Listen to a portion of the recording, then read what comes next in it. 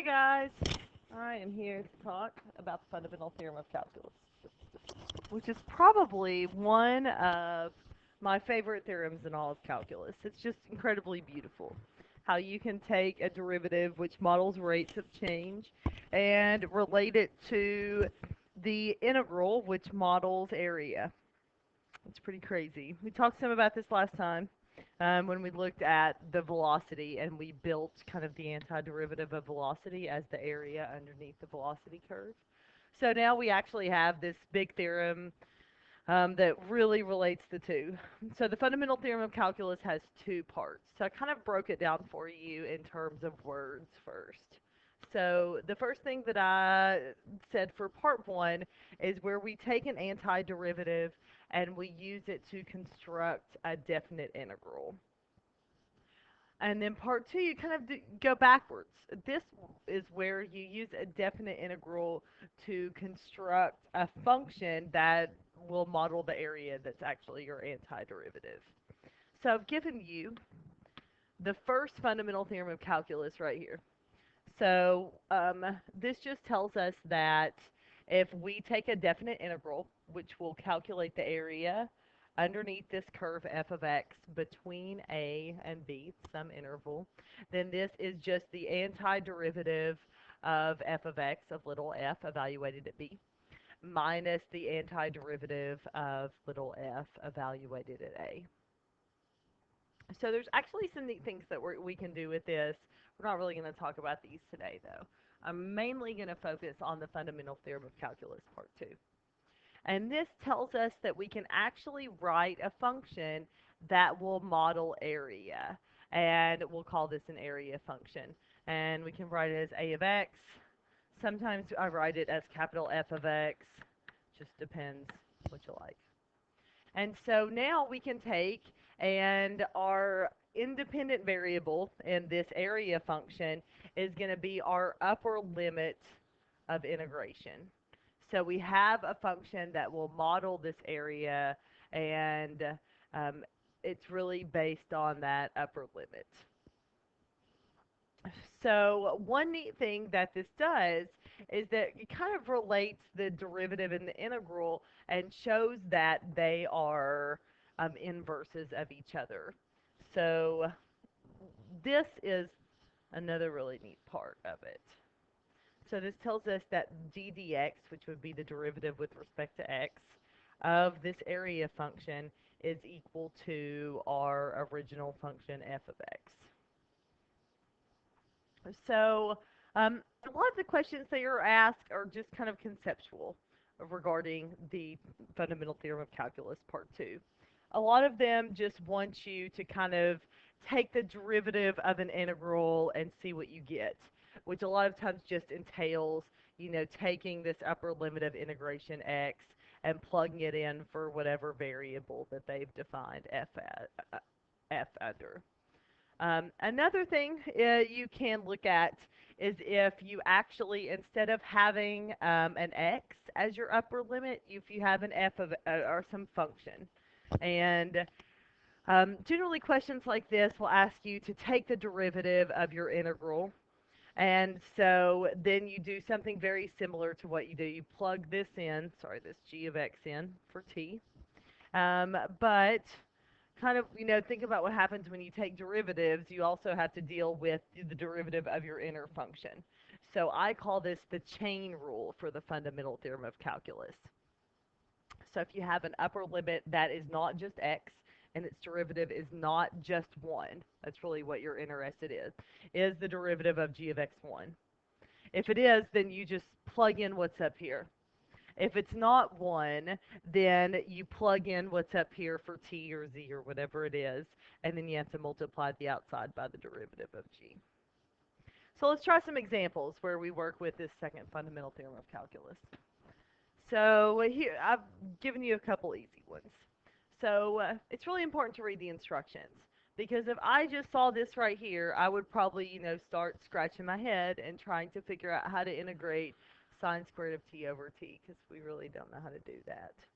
But then I, go back and I read the instructions like I'm supposed to, and I see that they want me to find f prime of x. and I've defined capital F to be this area function right here. So I really am wanting to take the derivative of this.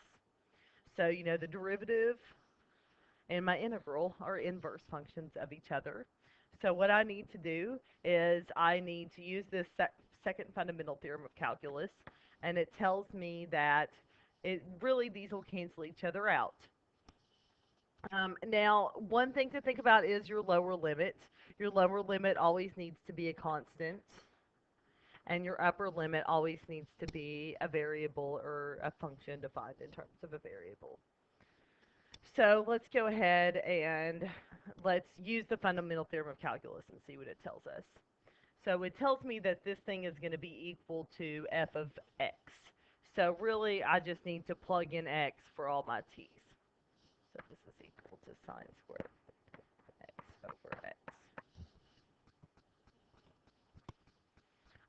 There's no need to deal with the constant down here or to look at what happens when sine squared t over t is 0, because if you really were to integrate this function right here that I have, and you were able to, when you took the derivative, because that's what they're asking us to do, is take the derivative, the constant at the end would fall out. So there's no need to even mess with it.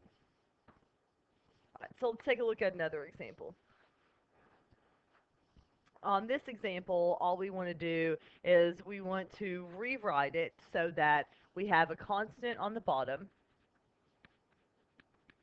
and we have our variable on the top. So we want to use this property that tells us that if we flip our limits of integration, that we can do that and then just put a negative sign on the outside, and it will kind of counteract each other and they'll be equal.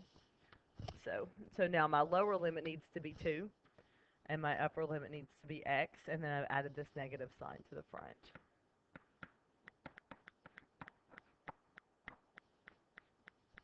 So now I can attack it using the second fundamental theorem of calculus. I'm just going to take my x and plug it in for all my variables. The derivative of the x is just 1, so I don't have to worry about multiplying by 1. So this is going to become x cubed minus 1. For the last one, I've given you one where you do not have, the derivative of your upper limit of that g of x is not equal to 1. So let me show you how this is going to work. So you're still going to take this upper limit and you're going to plug it in for t.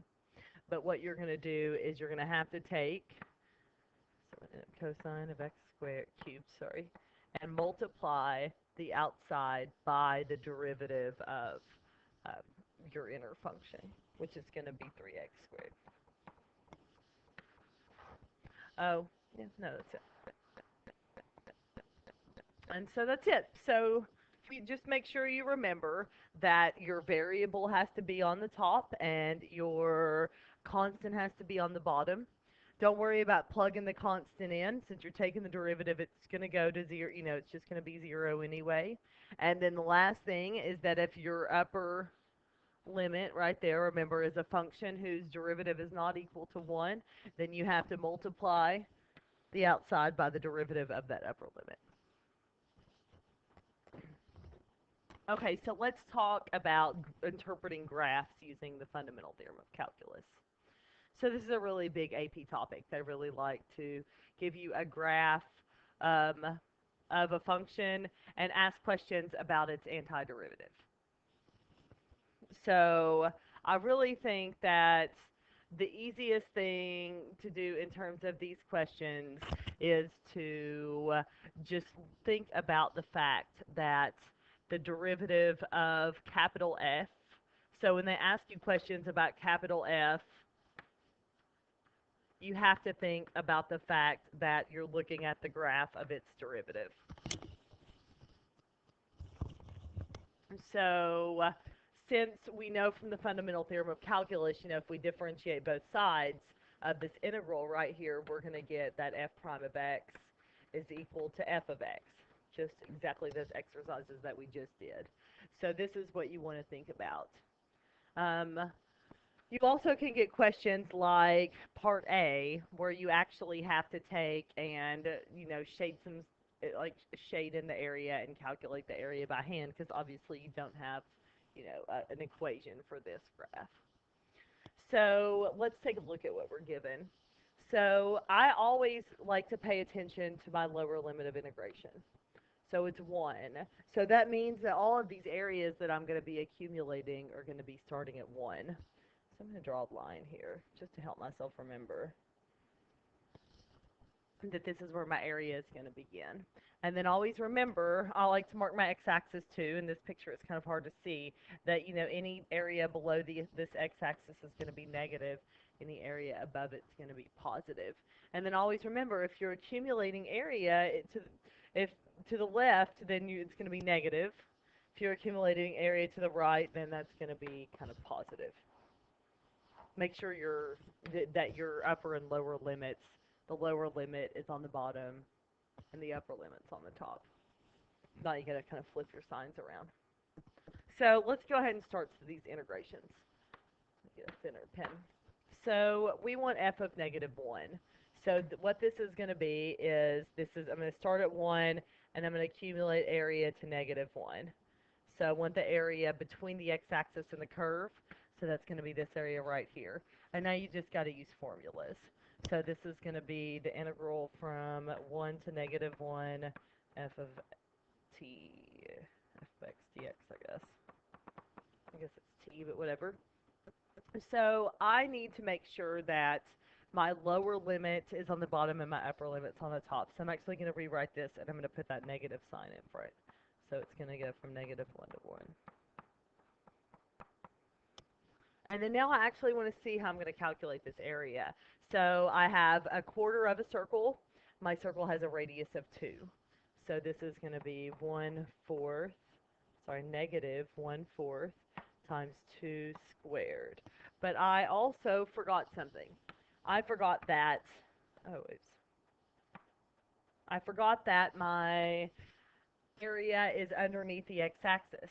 So I actually end up with 2 negative signs because I'm accumulating area to the left, and that's why I have that extra negative, and my area is below the x-axis. So that's negative right there also. And I forgot my pi too. Man, it's been a long day, I guess. So this is 1/4 times pi times r squared. So this is 4 and that's 4, so those are going to cancel, and then the negatives cancel, so my answer here is just pi. Alright, so now let's take a look at f of f of 3. I'm kind of short on room, so I'm going to erase and do the next part. F of 3, so I'll do that with blue. So now I want to accumulate area from 1 to 3. So now I'm actually accumulating area to the right, so I don't have to worry about flipping my limits of integration. And I have a true triangle. So this is going to be pretty easy, I think. I know the formula for a triangle. So let's say this is the integral from 1 to 3. I'll write it correctly this time, dt.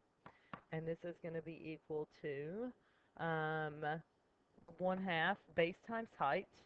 So the base of my triangle is 2, and the height of my triangle is 2. So that's 2 times 2. So that's just 2.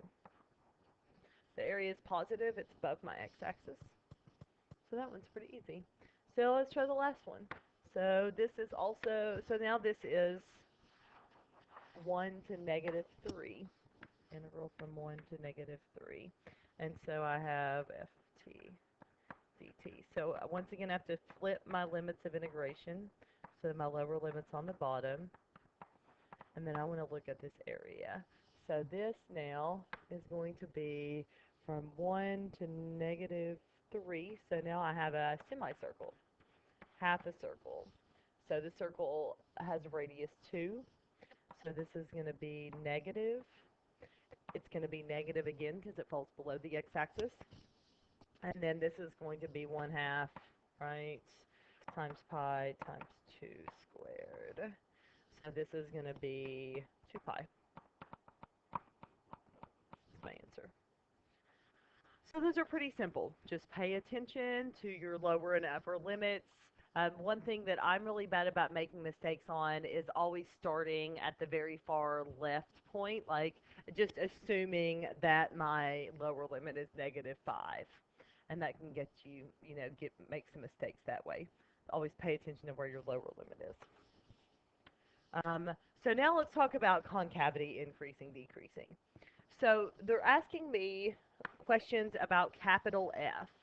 So I have to remember this is the graph of little f.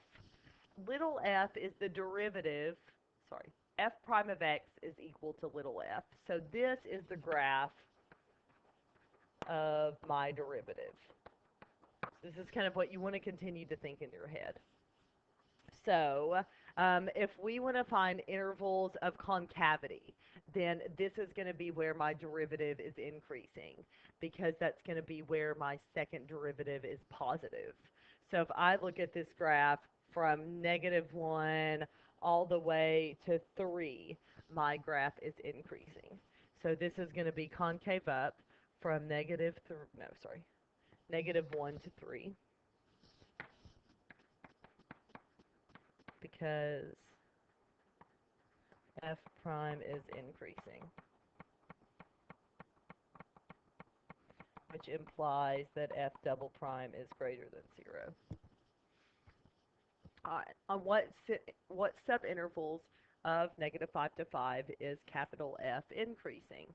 Well, if I'm looking at the derivative of capital F, then this means that it's going to be increasing where the derivative is positive. So it's positive from -5 to 3, and it's also positive from 1 to 5. And this is because f prime is greater than 0. And this is, where does f have a local maximum on the interval from -5 to 5? And so once again, if I'm looking at a graph of my derivative, it's going to have a maximum where my derivative goes from positive to negative. And that only happens one time. It happens right there at -3. So it has a max at x equal -3, because the graph of f prime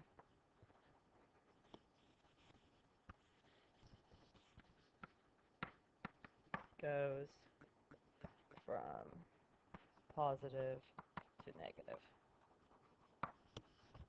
So these are some really nice applications of kind of the fundamental theorem of calculus, giving this graph of, the original function and looking at the antiderivative.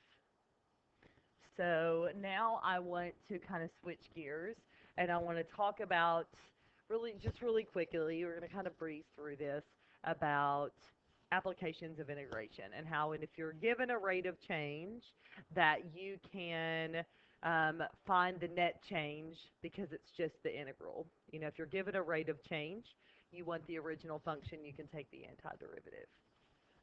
So if you want the net change over an interval, then that's just your definite integral. So here we have a formula that tells us the net change of some original function at s of t over this interval is given by this expression. So we'd have to be given a rate of change.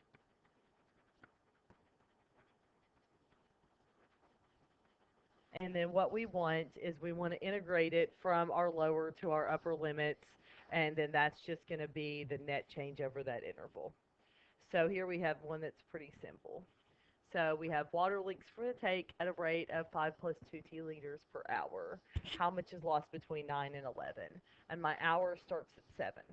So this is going to be from 2 to 4 if it's 9 to 11. So I just want to integrate from 2 to 4 my function for rate of change. My function for rate of change is 5 plus 2t. So I integrate from 2 to 4. This becomes 5t plus t squared from 2 to 4, which gives me, let's see, 5 times 4 plus 4 squared minus 5 times 2 plus 2 squared. So that's 36 minus 14. So I get 22 liters is how much water I have lost between 9 and 11. All right, so let's try it with Riemann sums. Same deal. So at first they ask, we have the number of cars passing per hour is given by Q of t. So this is a rate of change. And then the first thing they ask me is what quantity is represented by the integral from t1 to t2. And so this, just like, it's your net change. So it's going to be the total number of cars that passed between T1 and T2. So now they say the flow rate is recorded at 15-minute intervals between 7 and 9. Estimate the number of cars using the highway during this 2-hour period. Generally, when they give me a table and they ask me for an estimate, I'm not going to pick left or right. I'm going to do probably trapezoid or midpoint. I think I'm going to do trapezoid here. So I'm going to find left and right, and then I'm going to average the two. So I'm going to do left. I have 1, 2, 3, 4, 5, 6, 7, 8 intervals. It's nice that they're in 15-minute increments. So since my Q of t is given to me in cars per hour, I also want my time to be an hour. So my time increments are 1/4 of an hour.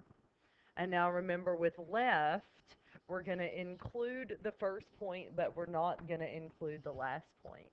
So this is going to be 1044 plus 1297 plus 1478. You get the drift. And then we add all the way up until the next to the last point.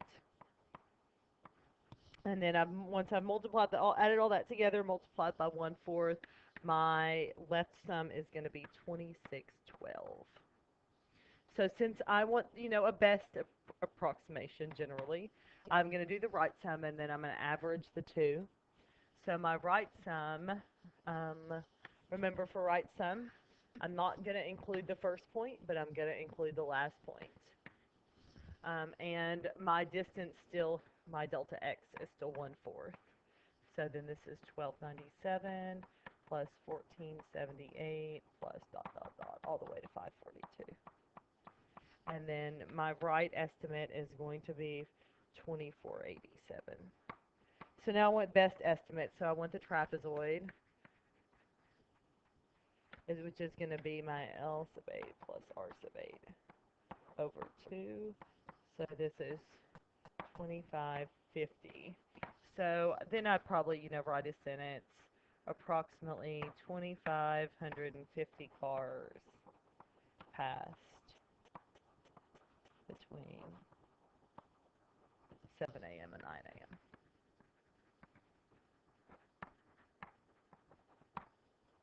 So another application that we can look at whenever, as we look at, the integral of a rate of change is looking at the integral of velocity and trying to determine displacement or total distance traveled. So we kind of have two ways that we can do it. We can look at displacement, which is just going to be the distance from your starting point. So think about velocity, right? Velocity is the rate of change of distance. So if I find the antiderivative of velocity over an interval, it's just going to tell me how far my distance is from my starting point, or from T1. The total distance, it's going to tell me the distance between T1 and T2.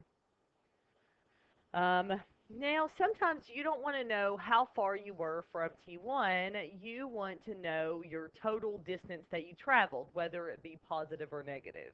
And when they ask for total distance traveled, you have to look at the integral of absolute value, because you don't want the negative areas to be negative. You want to account for all the area. So let's look at an example. So we have a particle that has a velocity represented by this equation right here. So we want to compute two things. We want to compute displacement over this interval from 0 to 6. and then we want to compute the total distance traveled over 0 to 6. So let's do displacement first. I've included this graph. We'll talk about it when we do total distance traveled. So displacement is just the integral from 0 to 6. T cubed minus 10t squared plus 24t t. So if I integrate this, I get 1/4 t to the 4th minus 10/3 t cubed plus 12t squared from 0 to 6.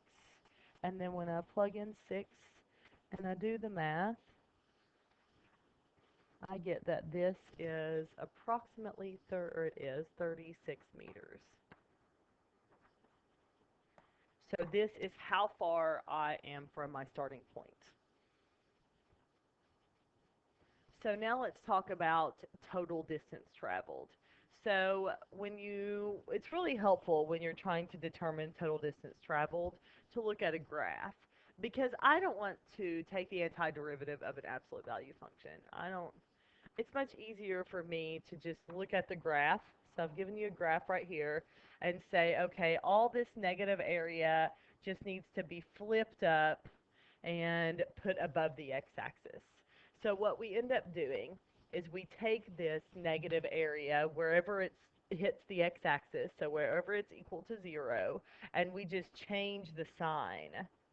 And so we actually split it into two integrals wherever the function crosses the x-axis. So I see, if I can erase all the stuff I wrote, that my function crosses the x-axis at 4, and between 4 and 6 it has negative area. So I need this area to be positive. So for total distance traveled, I want to write two integrals. My positive area is going to stay positive. So this is going to be the integral from 0 to 4 of v of t dt. And now, since this area down here is negative, below between 4 and 6, then I need to change the sign. So I'm just going to make it negative so that it will become positive. And so now I've changed the sign here. So I already know what the antiderivative of v of t is, so I'm not going to bore you with all that. So let's look at the integral from 0 to 4. So if you look at the integral from 0 to 4 and you find the antiderivative, you're going to find that this is equal to 128 over 3. That's this part. And then now we're going to subtract that negative area, so we flip the sign, and the area between 4 and 6 is negative 20 over 3. So now we've made it positive. So this becomes 148 over 3, which is approximately 49.33 meters, is our total distance traveled. All right, so I hope you've learned about the fundamental theorem of calculus and some neat applications of integrals, and I will see y'all later.